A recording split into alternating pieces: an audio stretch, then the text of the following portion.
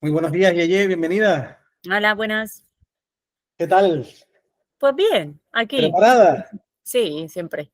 Vamos para allá. Mira, el formato de la entrevista, como lo hemos ido haciendo estas últimas semanas, es un formato en el que tú también vas a participar y en algún momento tú también vas a plantear preguntas, ¿vale? Eso para que no te cojas de sorpresa. Y ahora vamos a empezar por lo que diríamos una presentación esencial, en la que imagínate que aquí, junto con nosotros, hay una persona que te conoce. Imaginemos que puede ser una compañera de algún equipo de waterpolo en el que tú hayas jugado. Mm. ¿Cómo te presentaría a ti esa persona? Eh, Complejo. Aquí entraríamos en psicoanálisis, casi. A ver, creo que es una persona muy, muy, muy cabezona, para bien y para mal. Yo creo que esto sería la descripción central de lo que soy, Dirían realmente. eso de ti, que eres cabezona. Sí, sí, yo creo Vale, que sí, que soy bien. cabezona. Mm. Vale, venga. Y ahora por ejemplo que estás haciendo, bueno, sé que estás haciendo unas prácticas de máster, ¿qué diría tu alumnado de ti? Soy guay, soy una tía guay, creo que sí. Creo que me los he encamelado bastante bien por ahora. Vale, vale, ya sabemos un poquito más de ti. Ahora vamos a hacer un juego en el que yo te voy a decir una frase y tú la vas a acabar, ¿Vale? ¿vale? Mis emociones, Se a ver, se apoderan de mí más de lo que me gustaría. vale, genial.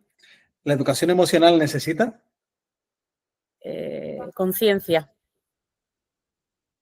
las personas y las emociones, van de la mano. un mundo sin emociones. Es un mundo triste. Me equivoqué o equivoco cuando, Cada vez que paso a la puerta de mi casa. es decir, que sale al mundo. Sí, cada vez que pongo en pie al despertar, básicamente. Vale. Y ahora puedes elegir una o dos frases inacabadas Sí. para que yo las conteste. Tú, las Sí. mismas, ¿quieres No, decir? no, invéntate tú una, la que tú quieras. Vale. Y no me revientes la entrevista. Vale. En relación con mis emociones, me gustaría. Seguir explorando. Vale. Ok. Em, de las cosas que más me enamoran está. La agricultura. Vale, muy bien. Venga. Ahora te voy a plantear una pregunta que es la última de esta primera fase. Y es, ¿qué cara pones cuando escuchas a alguien decir que el tema de las emociones es una tontería o que no es importante? No pongo cara, me voy. ¿Y qué opinas de las personas que pueden verbalizar ese tipo de frases?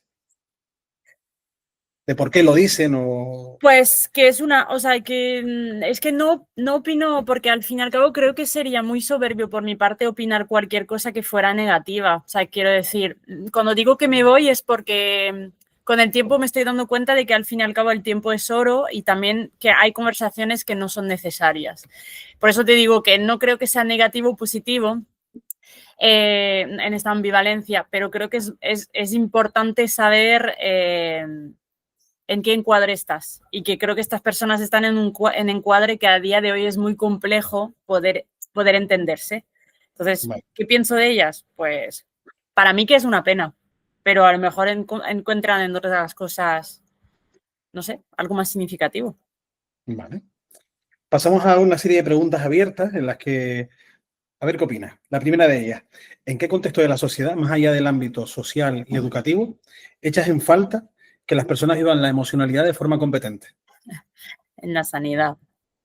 En las relaciones de amistad y de pareja, o sea, en muchísimos aspectos, pero diría en el tema de la sanidad porque me toca muchísimo también por el tema de mi TFM, porque creo que son herramientas, cuando trabajas con personas, o sea, quiero decir, tendría que ser una premisa de todo el mundo, el poder educarse emocionalmente.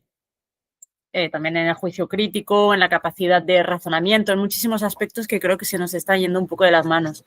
Pero creo que en el tema de la sanidad es sumamente importante, como en la educación, porque al fin y al cabo estas personas, estos profesionales, tienen entre manos las vidas de otras personas y a veces no son conscientes del impacto que tienen, para bien y para mal. Intento no buscar esta ambivalencia de negativo, positivo y tal, pero siempre lo hago y lo siento.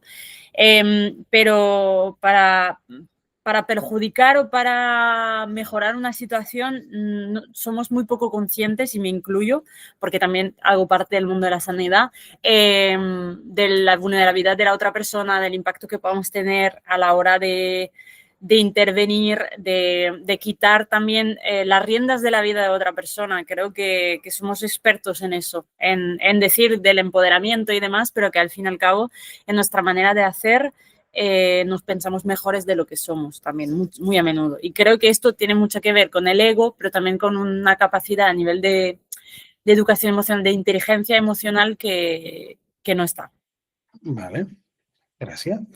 Ahora imagínate la siguiente frase. Si viviéramos en una sociedad enferma, ¿cuál sería para ti su mayor dolencia? Que ya estamos. ¿Cuál para ti sería la mayor dolencia de esta sociedad que está enferma? Es complejo, me vienen muchas cosas. Me viene la empatía, me viene el altruismo, me viene la incondicionalidad. Creo que ya estamos en ello.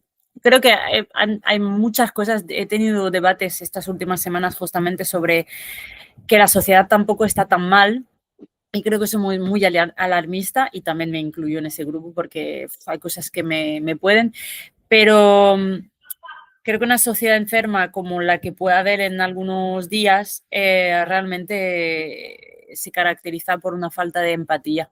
Creo que es esto, la falta de empatía. Vale. Sí. Cuando hablamos de brecha digital, todo el mundo tiene claro de lo que va.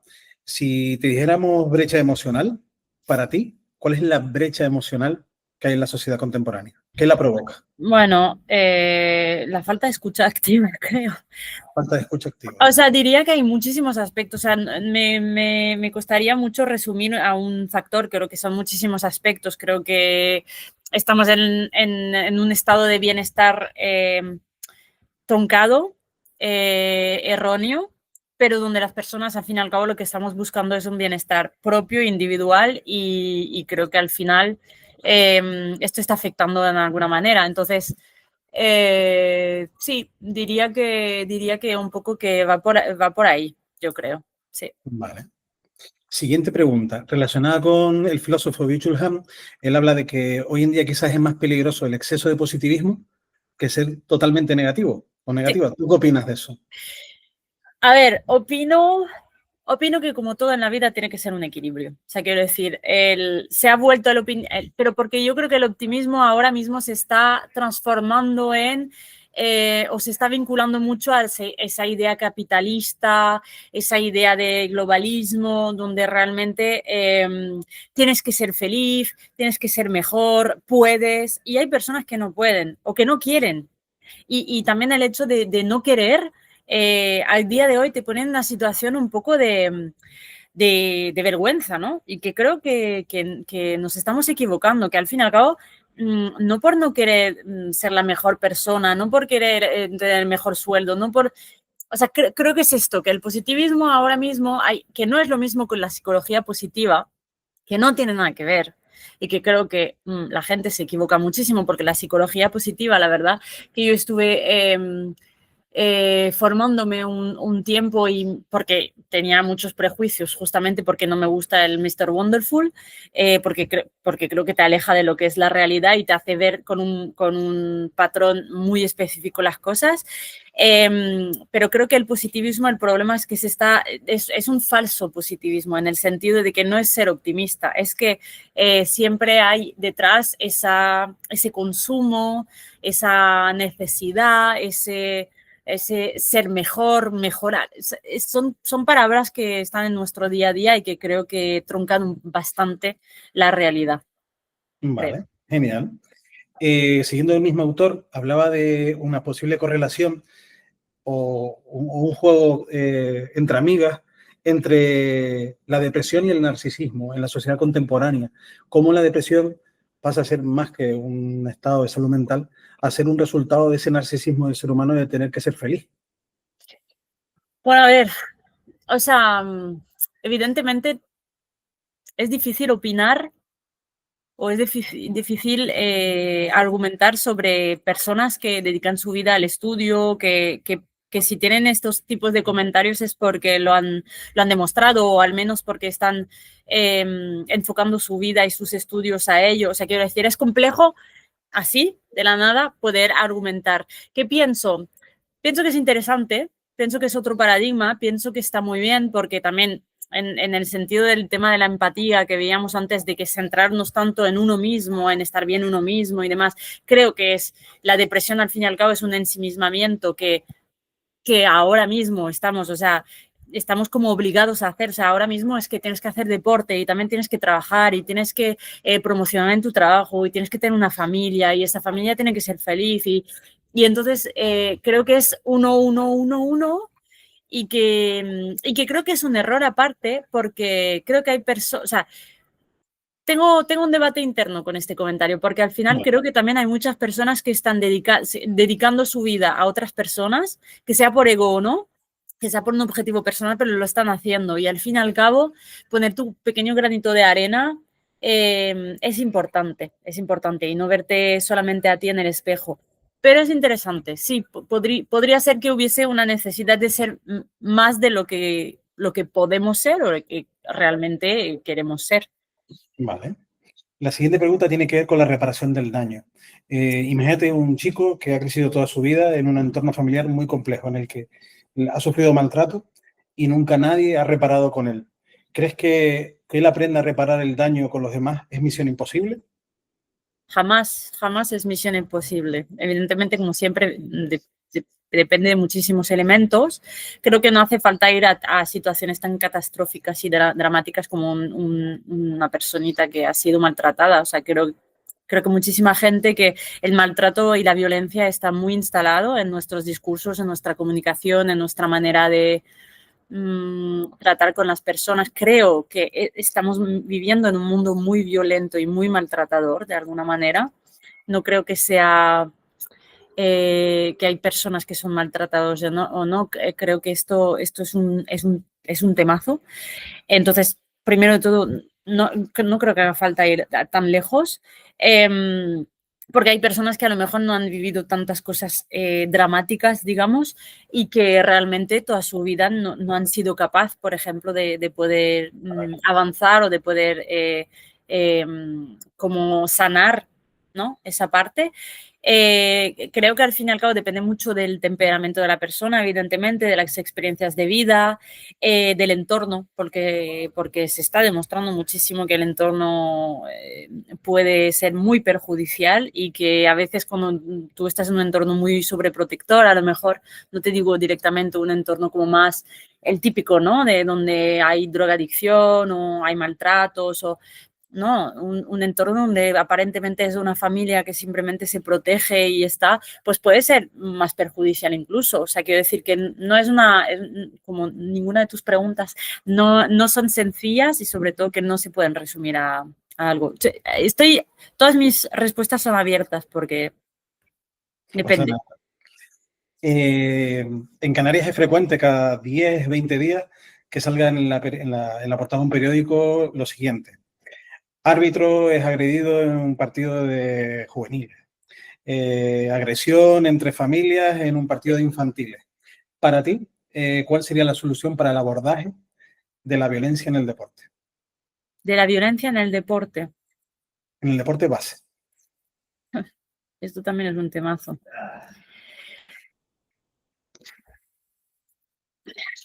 Al final, el deporte es un mini mundo reflejo de la sociedad. Entonces, no creo, como ninguna de las soluciones, no creo que se tenga que ser una preocupación del mundo del deporte.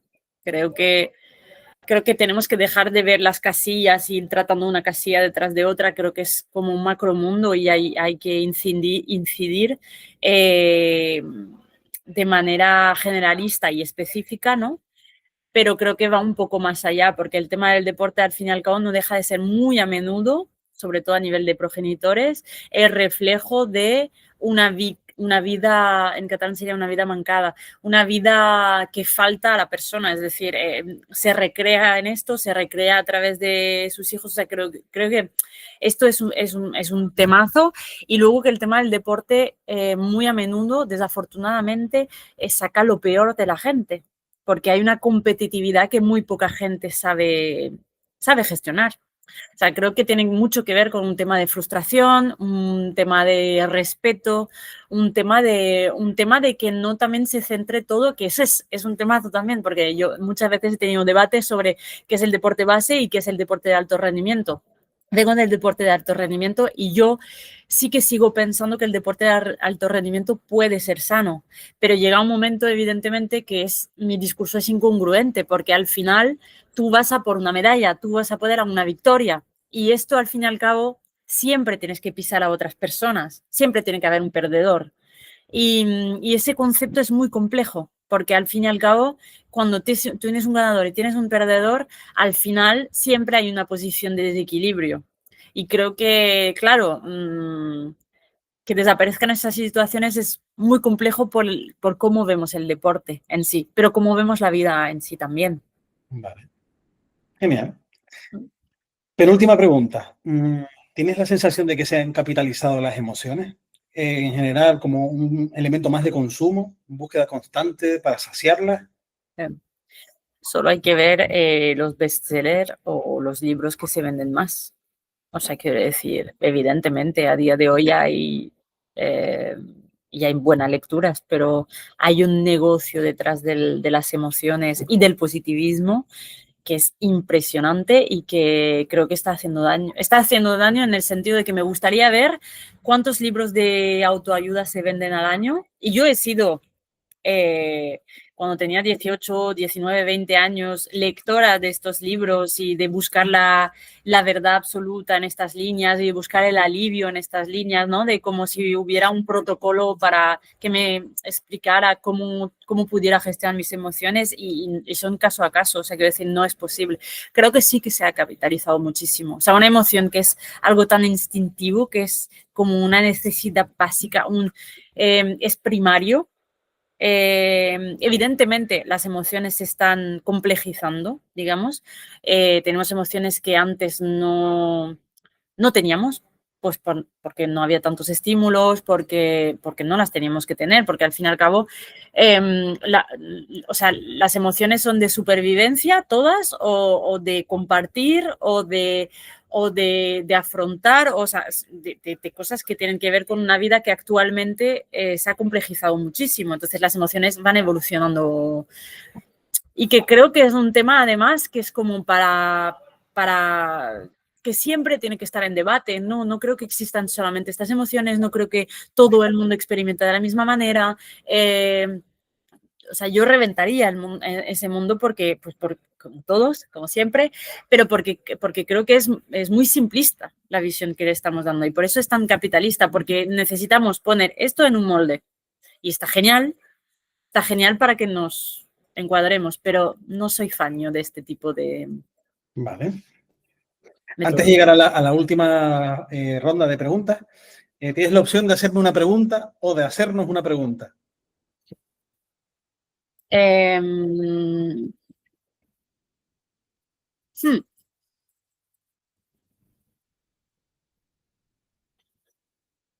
¿Tú qué crees?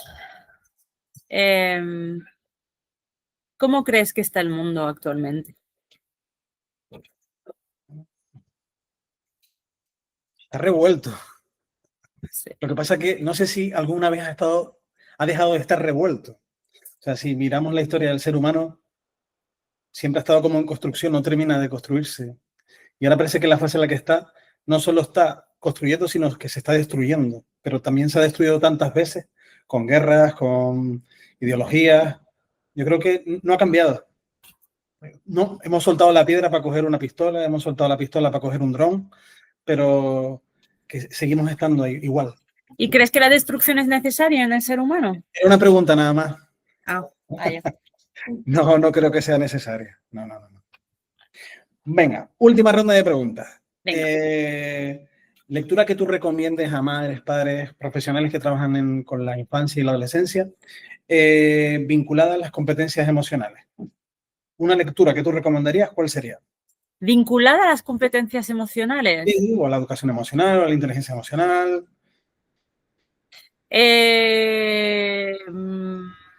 O sea, nada que ver, pero sí que le encuentro el sentido. Un libro que me acabo de acabar, que es como, es de ficción, es muy bonito, muy bonito. No tiene directamente que ver con la inteligencia emocional, pero creo lo vincularía un montón porque hay muchísimas cosas que sacar de ello. Es La casa en el mar más azul. Es un librazo de 500 páginas de un autor LGTBI, entonces Q+. Entonces incluye también una mirada muy particular. No voy a hacer spoiler, pero creo que es muy importante porque son niños huérfanos, niños y niñas huérfanas que tienen poderes mágicos. Y el protagonista es un trabajador social que va a inspeccionar uno de los centros más atípicos, digamos. No digo más, pero a mí me ha parecido una fantasioso. Vale. Un juego de mesa. ¿Con qué objetivo?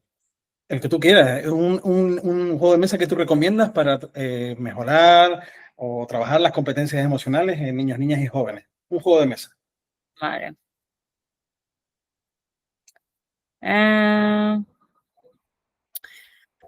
Eso es complicado, ¿eh? Es que hay muchos. Elige uno. Ya. Te voy a decir el último así que tengo en mente, el código secreto. Código secreto. Vale. Sí, porque hay un tema de capitana, capitano dentro del equipo, de saber comunicarse, de razonar, que es súper interesante. Y de Vale. apoyarse, sí, me gusta. Una película. Una película. Sin ser la de Pixar de las emociones. No, ni de coña. Atrás. Venga. Ni de coña. La milla verde. Venga, vale, la mía verde. Una canción. Una canción. Ahora mismo estoy mucho, y creo que va muy bien para esta entrevista, de Te regalo de Carla Morrison. Morrison, sí. Vale. Sí. Un cuento preferido para el abordaje de la educación emocional. Un cuento.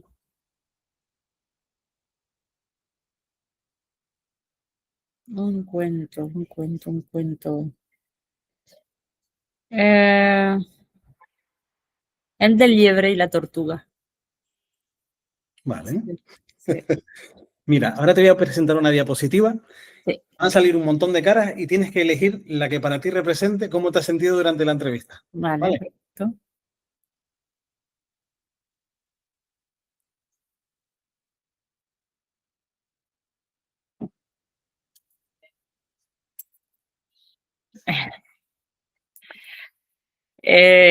Sería un 7, pero porque me encanta esta foto. Sí, sería un 7 porque es como... 7. Vale. Sí. Ok. Dos preguntas para acabar. Sí. Imagínate que el vínculo con los niños y las niñas se cocinaba en un caldero. Sí. Un caldero mágico. Sí. ¿Cuál sería el ingrediente que no va a poder faltar en esa pócima para el vínculo? ¿Cuál es el objetivo de la pócima? Conseguir vincular, que los Conseguir. niños y las niñas tengan un vínculo sano con el adulto, con las personas adultas. ¿Cuál sería para ti el ingrediente que no debe de faltar en esa pócima? Muy simple. Experiencias compartidas. Es que no hace falta ir mucho más lejos. O sea, quiero decir que con el tema de la creatividad y la innovación se nos está yendo la olla porque al final una simple experiencia compartida, ¿cuántas familias no tienen experiencias compartidas? ¿Cuántas familias no tienen tiempo de calidad conjuntamente? Es que yo creo que es que esto sería lo esencial. Sí, Vale. Y la última pregunta. Un sueño por cumplir. tengo un montón. Bueno, es una súper pregunta esto. Es que te he dicho que tengo un montón, pero no. Tengo una crisis de sueño desde hace unos cuantos años, porque uno de mis grandes sueños, evidentemente, era ir a las Olimpiadas, y cuando tienes un sueño de este tipo, pues es complicado igualar, que es una cosa que siempre digo que solamente creo que la gente que ha vivido el deporte de alto rendimiento sabe lo que se siente, tanto cuando ganas como cuando pierdes, y lo que significa el sacrificio del deporte. Entonces lo que sientes es como una cosa que es inigualable, no hay nada en la vida que te lo da. Entonces es complicado igualar un sueño. Un sueño, tener salud mental sería un buen sueño. Pues no lo sé, porque peco de no tener avaricia últimamente y de no tener, no sé, me resulta es una pregunta sencilla pero compleja para mí. Ahora mismo no sabré decírtelo. Bueno, pues la tendremos la respuesta cuando la sepas más adelante. A ver. Pues muchas gracias por la entrevista. Ahora yo le voy a dar al pause para pararla y ya despedirme de ti. Pero bueno, muchas gracias por este ratito. Las personas que nos escuchen ya podrán verte y seguirte. No sé si quieres decir algo más y listo. Nada, que yo siempre te agradezco esta forma que tienes tú, Eli, de hacer las cosas. O sea, creo que es un don tuyo, esta cabeza que nunca para, que también a mí me agota, pero, pero la agradezco porque siempre das otra mirada de las cosas o propones, es súper importante, personas que propongan, porque lo que tú quieras, el no lo sé, está como muy de moda y que creo que personas como tú faltan y yo ya sabes que soy siempre seré agradecida de haberte conocido, así que gracias por la entrevista. Pues nada, muchas gracias. Aquí paramos.